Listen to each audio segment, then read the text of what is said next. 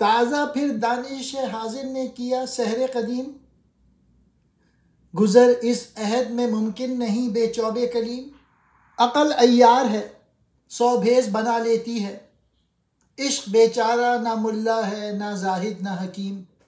عیش منزل ہے غریبان محبت پہ حرام، سب مسافر ہیں بظاہر نظر آتے ہیں مقیم۔ موجودہ زمانے کے فلسفے اور سائنس نے پرانے زمانے کا جادو پھر زندہ کر دیا۔ اس دور میں حضرت موسیٰ علیہ السلام کے عصا کے بغیر زندگی بسر کرنا ممکن نہیں۔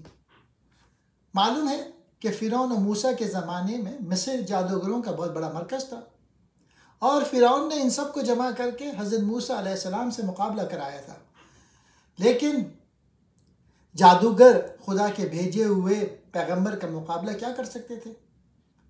اقبال کہتے ہیں کہ جو حالت حضرت موسیٰ علیہ السلام کے زمانے میں تھی وہی موجودہ زمانے کے سائنس اور فلسفے نے اب پیدا کر دی ہے، لہٰذا عصائے موسیٰ کے بغیر گزارا نہیں، یعنی آسمانی ہدایت کا نور اور اسے دنیا میں پھیلانے کی قوت فراہم کرنا لازمی ہے۔ یہ دونوں چیزیں نہ ہوں تو پھر آج کل کے جادوگر ہمارے لیے زندگی دوبھر بنا دیں۔ عقل مکار اور فریبی ہے، وہ سینکڑوں بھیس بدل لیتی ہے، کبھی ملا بن جاتی ہے، کبھی زاہد اور کبھی فلسفی۔ عشق سادہ لوح اور صاف دل ہے، وہ کوئی بھیروب نہیں بدل سکتا۔ محبت کے مسافروں کے لیے منزل یا کہیں ٹھہر جانے کا عیش حرام ہے، وہ سب مسافر ہیں، مسلسل چل رہے ہیں، اگر دیکھنے میں مقیم نظر آتے ہیں۔ محبت محبوب یا محبوب حقیقی تک رسائی کے لیے مسلسل جد و جہد اور کوشش ضروری ہے۔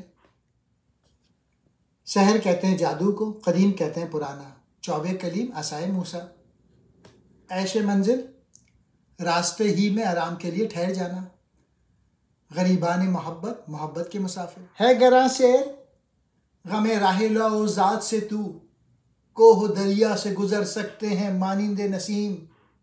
مرد درویش کا سرمایہ ہے آزادی و مرگ، ہے کسی اور کی خاطر یہ نصاب زر و سیم۔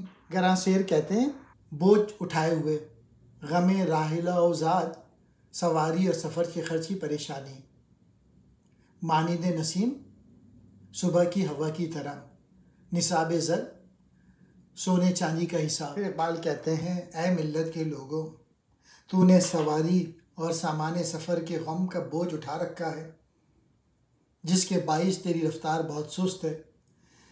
جو لوگ اس غم کا بوجھ نہیں اٹھاتے وہ پہاڑوں اور دریاؤں سے بھی صبح کی ہوا کی مانند تیزی سے گزر سکتے ہیں۔